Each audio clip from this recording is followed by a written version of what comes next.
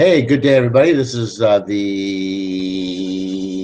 Wholesale Real Estate Investing number 221 by SAHA here on this beautiful February 8th Negotiation New Op Day AM. I'm Paul Romero, and this is the How to Win Your Friends and Influence People study day, where we go through the book by Dale Carnegie, How to Win Friends and Influence People, because your ability to do... Hello? Oscar will be in at 9. Okay, very good. Thank you. Sorry about that. Got a phone call here. Got a bank appointment, and our guy's been sick, so I don't know what the heck he's doing. Anyway, now I got to let everybody know that it looks good. I'm sorry, I can't do two things at once.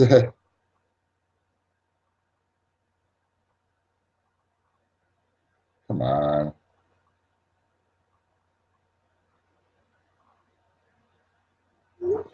Okay, there. The world is done, and I am back and focused upon this.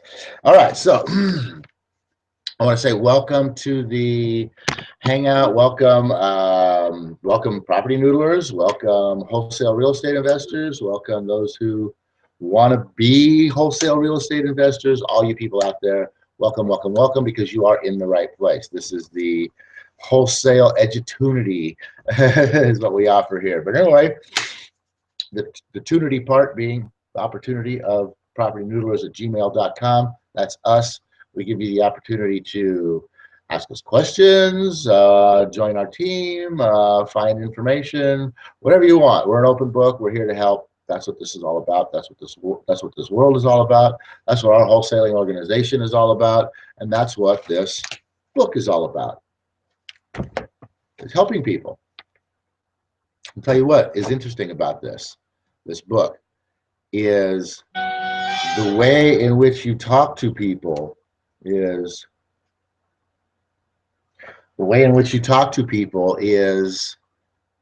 in essence helping people.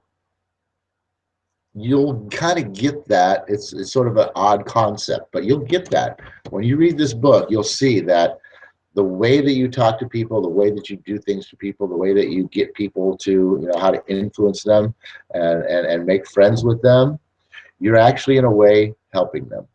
Very interesting concept.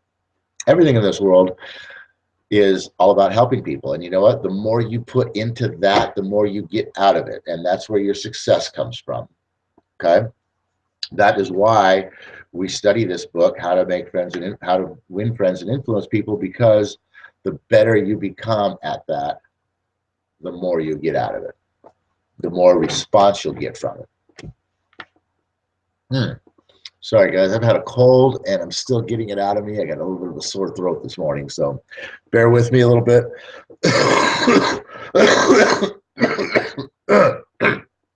Still got that too. Okay, so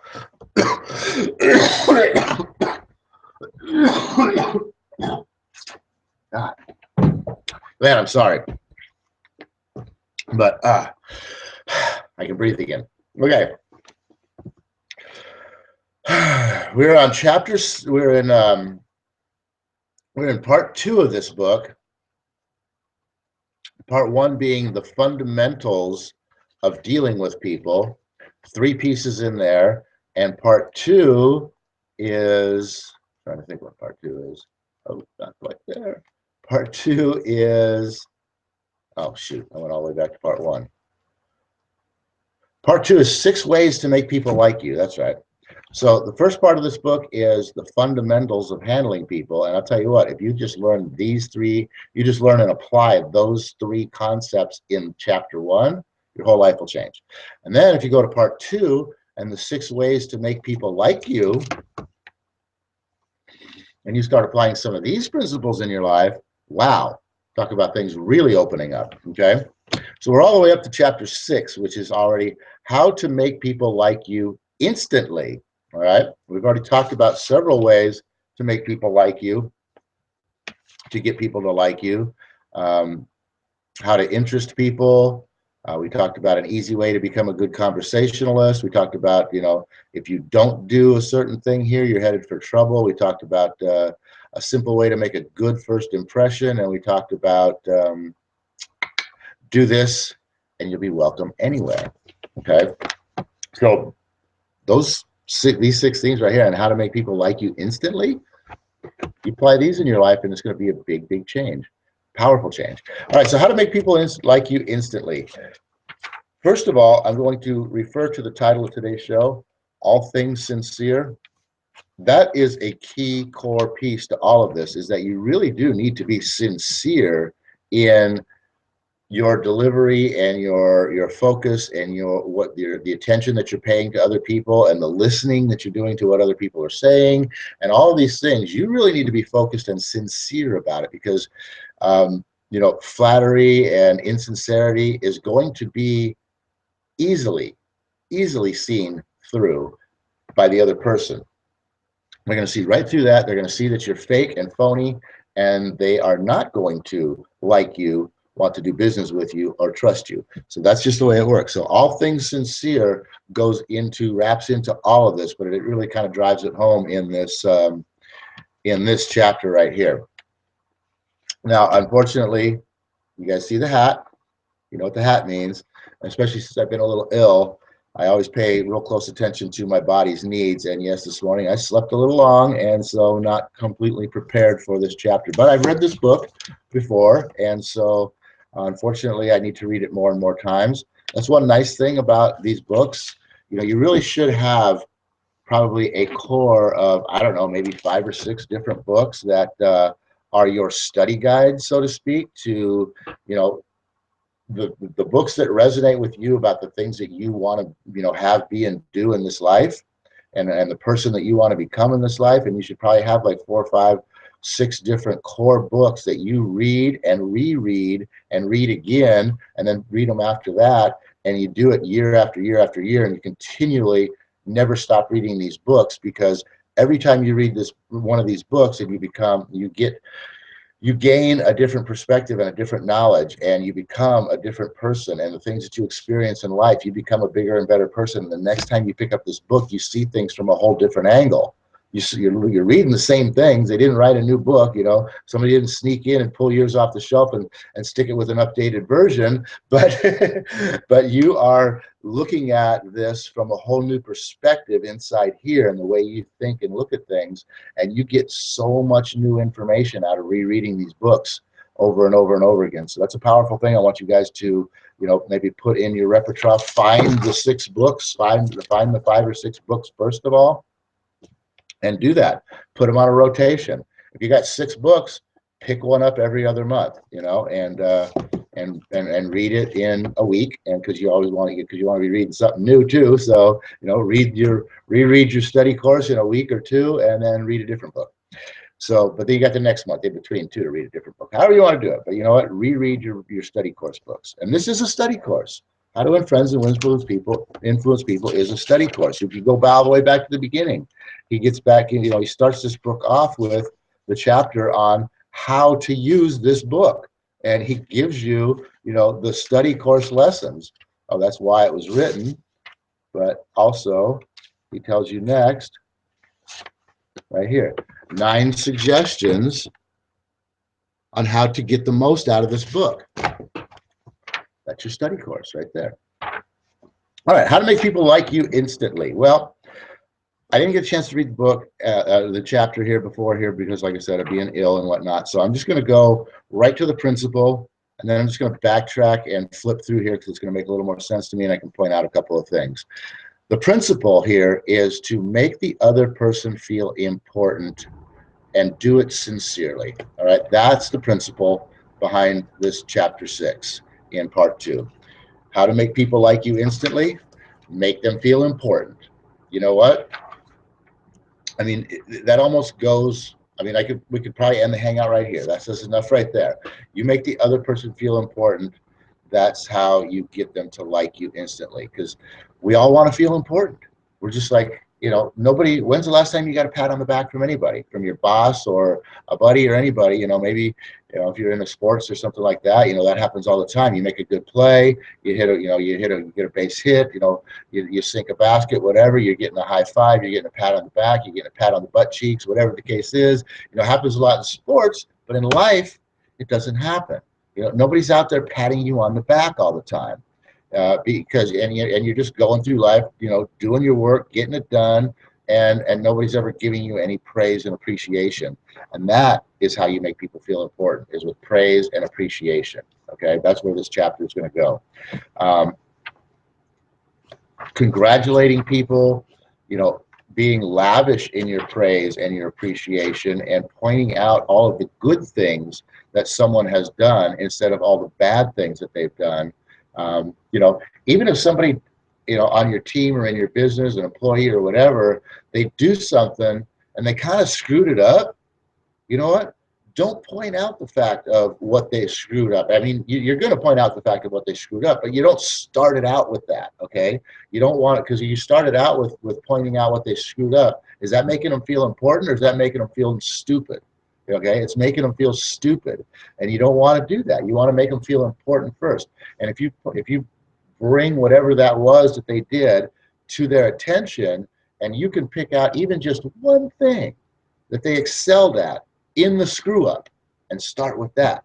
Okay, start with that little piece right there, and you can go, you know, hey, this, look what you did here. This was amazing. I mean, you're the first person that's ever done this piece right here. Now, I'm going to tell you that that's an awesome thing, and we really appreciate it that you've brought this to light. It's a whole new way to look at things.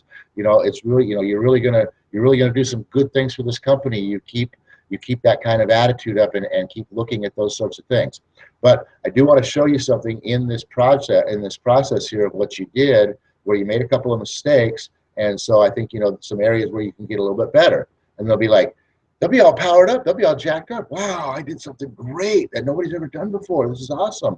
And then they'll be like, I want to get better at this. And like, you know, there's some things I can get better at. Hey, show me. And they'll be paying attention. They'll want to get better. That goes back to an earlier chapter too, is building a desire, or building a want in the other person. That kind of comes through into this chapter. You'll start seeing now these chapters from the fundamentals. You'll start seeing some stuff from the fundamentals from chapter 1, or from part 1 of the book, tying into these subsequent chapters here. You'll be pulling pieces out, and that was one of the pieces right there, was being lavish in your praise and appreciation. And here's why: it's because it makes people feel important, and it gets that, and it builds within them. It builds a desire, you know, and a want to do better, to do good, to live up to the things that you want them to do. So that's the power behind making the other person feel important. Now, how does this apply to wholesale real estate? Well, you know, if you you're not going to go up to a seller's house and knock on the door, and you know, they answer the door, and and you say, boy, you sure got a lot of junk in the yard. Is that going to make them feel important? No, it's not going to make them feel important. And, you know, when you get inside the house and you're talking about, you know, their situation, and, you know, maybe they're losing this house to a foreclosure or something like that, you know, they're going to be you know, somewhat in denial. They're definitely going to be wanting to blame and complain other people, the bank, etc., and so on, for their problems. And if you go right into the mode of like bashing that down and saying, no, you're wrong, it's not, you know, the bank has nothing to do with it, you didn't pay, it's your fault, you know what I mean? Making them feel important by, you know, if they said something about, well, you know, the banks caused all this, and if it wasn't for them, you know, I wouldn't be in this situation, and yada, yada, yada. If you immediately jump to their side with a little piece of something, you can gain that camaraderie, and you can make them feel important. You can make them feel like what they think is important. You know, if you were to just say something like, oh, well, you know what, you're right, the banks, I mean, the banks are definitely the one that created all of this in the first place, all the way back in 2007. In fact, I mean, gosh, it was even before that when they really started creating all of it. They blew it up. That's when they blew it up. you know, caused all these problems. But, you know, we really should have seen it coming, and we really should have gotten ourselves a little more prepared for these things. And, you know, obviously we don't get all the information to enlighten us to that, but, you know, things happen, and, you know, we are where we are now. And, you know, tell me the story about what happened, you know, I mean, where you were then when all was good until now. How'd you get here? You know, so you can make them feel important with, you know, agreeing with their thoughts, sort of thing, you know, doing something, you know, getting on their side a little bit, make them feel like what they think is important. And then you can turn it real quickly into, you know, them telling their story. So, you know, because you want to get their story, because you know what you get out of their story is you get their motivation. All right, that's where you're going to find out the seller's motivation, is by understanding and hearing their story. So that's a perfect way to lead in, make them feel important, make them start to like you right away because you agree with them, and then you make them feel important with that, and then you get into switching the conversation, directing the conversation where you want it to go, which is the next thing. Tell me your story. And out of that story, if you're reading this book and you're applying the principles, you're actually listening to the story, you're actually hearing what the people are saying, you're using some of the techniques in here to enhance their feeling of importance, to build their desire, and to make them like you and trust you and want to do business with you by applying some of these techniques while they're telling their story. And then you find what their motivation is, and now you can get down to the business of, you know, dissecting the problem, pointing out, you know, where they have the ability or inability to do anything here, and why what you're bringing to the table here is, you know, a great solution and the best option for them to move forward and get the most, make the best out of a bad situation. So how to make people like you instantly? Make them feel important. So let me see if I can pull up a quick story here. Because he goes through, I like the way his writings go in the book. Let's take another illustration. Okay, here we go. Hall Caine's novels, The Christian and the Deemster, and also the Manxman. Among them were all bestsellers in the early part of this century, or actually the last century. Millions of people read his novels, countless millions. He was the son of a blacksmith. He never had more than 8 years schooling in his life, yet when he died, he was the richest literary man of his time. Never had more than 8 years schooling, and this guy dies as one of the most richest literary men of his time. You don't have to you don't have to be, you know, the smartest person in the room to make a lot of money in this world, okay? To be successful in this world. Story goes like this. Hall Caine loved sonnets and ballads, so he devoured all of Dante Gabriel Rossetti's poetry. He even wrote a lecture canting in praise of Rossetti's artistic achievement and sent a copy to Rossetti himself. Rossetti was delighted. Okay, so look at this. He even wrote a lecture chanting the praises of Rossetti's artistic achievement and sent a copy to Rossetti himself. Rossetti was delighted. Any young man who has such an exalted opinion of my ability, Rossetti probably said to himself, must be brilliant. So Rossetti invited this blacksmith's son to come to London and act as his secretary.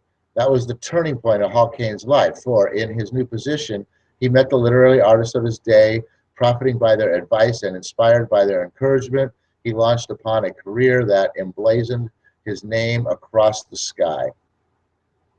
His home, Greba Castle on the island of Man, became a mecca for tourists from the far corners of the world, and he left a multi-million-dollar estate. Yet, who knows, he might have died poor and unknown had he not written an essay expressing his admiration for a famous man. Such is the power, the stupendous power of sincere, heartfelt appreciation. Rossetti considered himself important. That is not strange, okay? Everybody considers themselves important. Almost everyone considers themselves important, very important, right? The life of many a person could probably be changed if only someone would make him feel important. That's what we're talking about here. Lavish in his appreciation, and I'm sorry, the power, the stupendous power of sincere, heartfelt appreciation. That's how you make people important. Appreciate what they do and be sincere about it. Be heartfelt and sincere about what they do, what they've done, what they think, what they say, whatever it is. You know, and you can do that, like I said, in wholesale real estate very quickly and easy. You know, people are going to complain. People with problems, people who have situations where they need to, you know, get rid of a property at a discount. Most of the time, you're going to find they're going to be complainers. They're going to be wanting to blame somebody else for all that's gone bad in their life. Make them feel important by joining the fight, so to speak, and then use that to educe their story out of them, and from which you can gain the true nature of their motivation that you can then utilize to examine the situation and point out why you are the solution. That's what you're trying to do here. Trying to get them to understand that you are their best solution. Once you understand once they understand that you are their best solution, and because of how you got to that they believe that they know you, they feel like they like you, and they feel like they can trust you, guess what? Where do I sign? Contract in hand. You're moving on to your next deal and making some money in wholesale real estate. That's why this stuff is so important. This negotiating stuff here, this book, what you can get out of this book, will change your success level exponentially. There's no question, there's no doubt about it. It just will. All right. Now, there's other books written on these subjects. This book was written way back when in the 30s. Was there any books written prior to this? Sure there was. Plato probably wrote a book, okay? You can go back as far as you want to go. You can come as fresh as you want to go. What you'll find a common thread between all these books is that there's a common thread between all these books. All of the writings are based and wrapped around the same core principles, okay? They might be expressed in a different way. The stories will be different. You know, maybe those stories and the way that they express those resonate better with you and really get things clicking in your mind, opposed to this book. But you know what? This book does lay it out very nicely, even though it was way back in the 30s. You know, some of the things in here you can see there's a difference from that world to today's world. But you can also, what's really cool about that too, is the fact that this book was written so long ago, and you can see the differences from that world and today's world. You can also see the exact similarities within people of that world and in this world, and you can see exactly how these principles are timeless, how they will always be a key component to success when dealing with people. That's the bottom line. But you'll see how, hey, the stories in here, the way they're written, you see how the effect that they had and what they did, and you can just see how it translates right into today's world. There's certain things that are different, like maybe you're not going to write a letter because you can send an email, and you know, there's so many more people in the world today. You know, it's harder, it's a little bit harder to find and or connect or communicate with those that you know might feel have a great importance that you can benefit by, or that you just want to, you know, praise and be appreciative of their work. So it's a little bit different world in the goings about things, but the core principles of how to go about them is all the same, and that's what's really powerful about this book and the learnings. So I would suggest 100% that you read this book. It may not resonate with you. Maybe you need to go find a different book with the same subject matter that makes sense to you, that grasps your mind and puts these concepts into your head. But whatever it is, read this book at least once. I would suggest, even if it doesn't resonate with you, that you at least maybe read it once a year, just to bring it back home. I think this particular book is written very, very well as far as just the simplicity of it and the understandability behind it. So anyway, guys, that's it for today. I'm going to cut it a little bit short because I got to run to the bank. That's what that phone call was. Got an appointment to get an account open, so here we go. Oh, universe, I ask not for more riches, but for more wisdom, with which to make better use of the riches given to me at birth, consisting of the power to control and direct my own mind to whatever end I might desire. Everybody make it a great new op day. We'll see you back here on Wisdom Wednesday, where we'll get into some fantastic information about, I'm not sure what yet, but it'll be good.